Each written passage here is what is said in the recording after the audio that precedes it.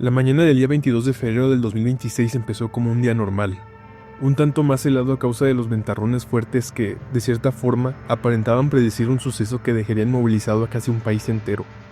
Una noticia que con las condiciones actuales se veía más como una falsedad que como un hecho real. Esa sensación no sería duradera. A la brevedad la información se acumuló por el paradójico miedo que estaba invadiendo poco a poco el país. Esto nos deja casi en claro que no se trataba de un rumor.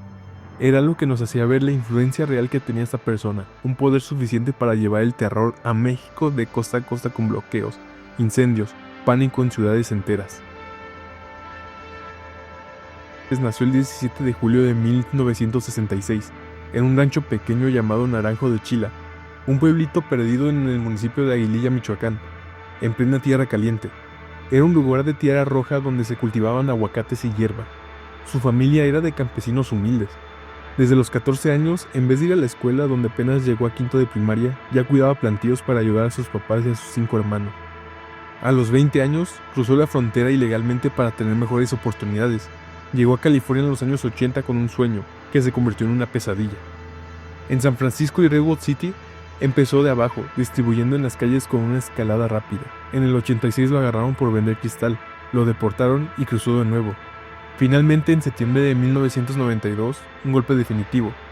Él y su hermano Abraham entraron al bar Imperial en San Francisco y vendieron 5 onzas de sustancia a policías encubiertos. Los condenaron por conspiración para distribuir narcóticos. Cumplió casi 3 años en prisión federal, salió en libertad condicional y lo deportaron por segunda y definitiva vez alrededor de 1995. Regresó a México con 30 años, se instaló en Jalisco y curiosamente se puso el uniforme. Trabajó como policía municipal en Cabo Corrientes y Tomatlán. Esto fue breve, dejó la placa para unirse al crimen organizado como un miembro de tiempo completo. Ahí entró el Cártel Milenio de los Hermanos Valencia. Empezó como sicario, como hombre de confianza. Se casó con Rosalinda González Valencia, hermano de los poderosos Queenies, una de las familias más importantes del cartel. Ese matrimonio fue su boleto de oro. Se volvió jefe de seguridad y operaciones en Jalisco y Colima. Formó una alianza fuerte con Ignacio Nacho Coronel, el hombre de Sinaloa en la zona. Para 2009 ya era uno de los operadores más temidos del milenio, pero todo se vino abajo. En 2010, tras la muerte de Nacho Coronel y la captura de líderes del milenio, el grupo se rompió en dos: la resistencia, quienes eran leales a los Valencia originales, y los torcidos, encabezados por Següera y su familia política. Ahí empezó la guerra sucia. El Mencho declaró cacería contra los Zetas y contra sus excompañeros. Videos, mantas. Una estrategia psicológica para marcar territorio y mostrar mando. Entre el 2010 y 2011 nace oficialmente el Cártel Jalisco Nueva Generación. Un cártel nueva escuela, más violento, más tecnológico, más ambicioso. Ya no solo droga, también lo que fuera que les pudiera generar riqueza. De un campesino michoacano que vendía sustancias ilícitas en un bar de San Francisco, a fundador y líder absoluto del cártel más poderoso y sanguinario de México en menos de 20 años.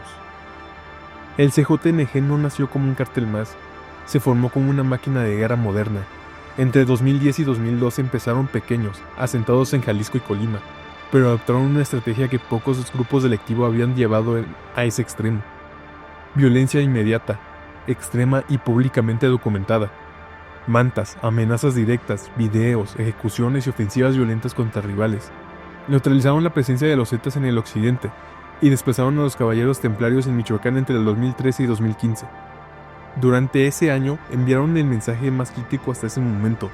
Derribaron un helicóptero militar con un RPG en Jalisco, terminando con la vida de 9 soldados. Ese ataque encendió alarmas del ejército. Demostraba que no eran un cártel convencional, sino un grupo con capacidad militar real. Controlaron puntos estratégicos como el puerto de Manzanillo y Lázaro Cárdenas, clave para la entrada de cargamentos desde Sudamérica y precursores químicos provenientes de Asia para producción de opioides. En menos de una década tuvieron presencia operativa en más de 25 estados, en el Pacífico, centro, norte y sur del país. A nivel internacional llegaron a distribuir en 35 estados de Estados Unidos, además de tener presencia en Europa, Asia y Australia. Pero su poder no se limitó al narcotráfico. También dominaron extorsiones a productores de aguacate, mineras, gasolineras y transportistas, cobro de piso en prácticamente cualquier actividad económica regional, robo de combustible, tráfico de migrantes y control de territorios rurales completos, laboratorios clandestinos en zonas selváticas con drones armados y vehículos blindados fabricados por ellos mismos. Incluso realizaron lo que llamaban obras sociales, pavimentar calles en Aguililla, entregar víveres a comunidades golpeadas por desastres, regalar juguetes el Día de Reyes. No era altruismo, era estrategia de lealtad territorial. Para 2025, la DEA calificó al Cártel Jalisco Nueva Generación como el cártel más poderoso y potencialmente más rico del mundo, con estimaciones que sugerían ganancias que podían alcanzar hasta $50,000 millones al año. Este volumen de dinero les permitió comprar policías, alcaldes y hasta comunidades enteras. No era solo un cartel, era un estado paralelo. La percepción del CJNG tuvo dos caras muy distintas. En sus bastiones como Aguililla y Tierra Caliente, algunos pobladores los veían como protectores. Les daban regalos a los niños, resolvían disputas locales, castigaban ladrones, financiaban iglesias o fiestas patronales. Eran la autoridad que el gobierno nunca fue en esas zonas marginadas. Pero para el resto del país, el CJNG era sinónimo de terror. En ciudades grandes como Guadalajara, León o Puerto Vallarta, se asociaba con balaceras diarias, extorsiones que destruían negocios y enfrentamientos que paralizaban regiones enteras. En redes sociales circulaban memes, historias y corridos que los retrataban como invencibles, casi como una fuerza sobrenatural del crimen. En Estados Unidos, debido a la crisis del fentanilo que causaba más de 100,000 muertes al año, eran catalogados como enemigo público número 1. Y su líder se volvió uno de los objetivos más buscados del mundo. El debilitamiento real del CJNG no llegó solo por un golpe, sino por una serie de pérdidas dentro del núcleo familiar que sostenía el imperio. El hijo, Rubén Oseguera González, alias el Menchito, capturado en 2015 en Jalisco, extraditado a Estados Unidos en 2020 y sentenciado en 2025 a cadena perpetua. Era el segundo al mando, supervisaba rutas internacionales, armamento pesado y logística. También era el sucesor natural por legitimidad familiar. Su caída provocó ruptura de la línea sucesoria, competencia entre mandos medios, fortalecimiento de jefes regionales que empezaron a operar con más autonomía, reducción de cohesión alrededor del liderazgo central. Su hermano, Antonio Oseguera Cervantes, alias Tony Montana, fue detenido en 2022 en Tlajomulco y extraditado en 2025. Era el cerebro financiero y logístico, armas, rutas, movimientos de dinero. Su captura generó caos temporal en la logística, errores operativos por reemplazos inexpertos, exposición de proveedores y redes, debilitamiento directo del flujo económico del cartel. Estas detenciones no destruyeron al CJNG, pero sí lo hicieron vulnerable. Incrementaron la presión internacional, más coordinación México-Estados Unidos, más sanciones financieras, vigilancias más intensas y menor margen para esconder operaciones. Aislamiento del líder, con familiares clave afuera, perdió nodos de confianza para transmitir órdenes y manejar dinero. La estructura se fractalizó, el mando central se debilitó mientras las células regionales crecieron en poder. Competencia interna, el vacío de poder aceleró tensiones y rivalidades internas, haciendo al cártel menos monolítico y más propenso a fragmentarse. Paranoia operativa, su círculo cercano se redujo, sus movimientos se volvieron esporádicos y su comunicación se fragmentó. Este generó errores y errores generan pistas. La captura no fue suerte, fue la acumulación de años de presión. Entre el 2020 y 2025, la crisis del fentanilo puso al CJNG en el centro del radar estadounidense. Donald Trump designó al cártel como organización terrorista y elevó la recompensa por su líder a $15 millones. Se creó un frente de inteligencia binacional.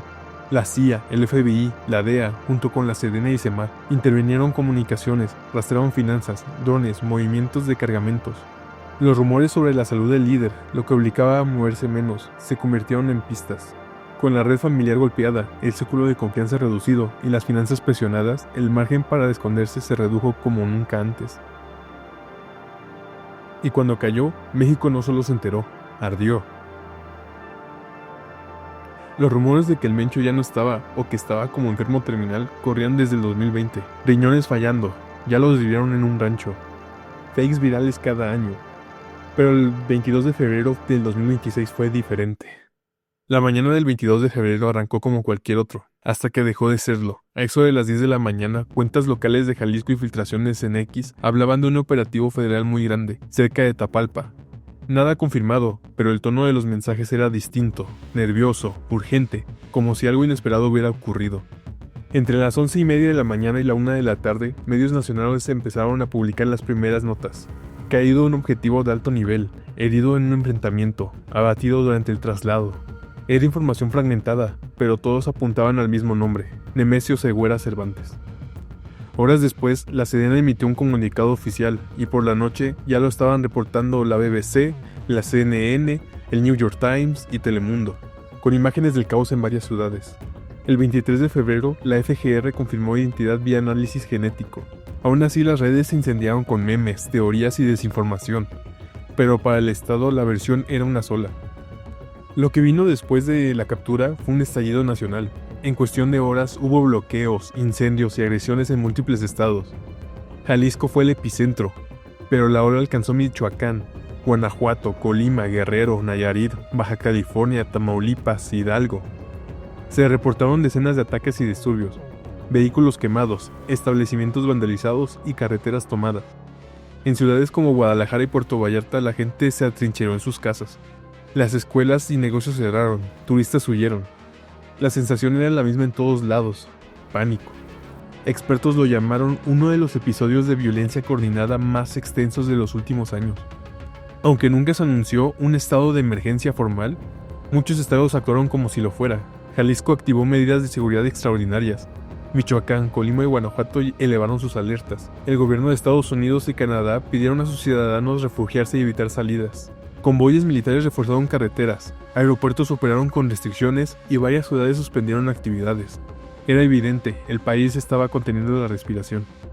La historia completa tardó días en salir, pero lo que coincide en los reportes públicos es esto. Tapalpa, un pueblo turístico rodeado de bosques, cabañas y zonas privadas, se convirtió en la última parada del capo. No fue casualidad, autoridades seguían desde días antes movimientos específicos en la zona. Una pista crítica, la visita de una mujer cercana a él, que llegó a Tapalpa y se reunió con los Segura Cervantes en una propiedad privada. Esa visita permitió confirmar que él seguía ahí, y al parecer no en buenas condiciones de salud.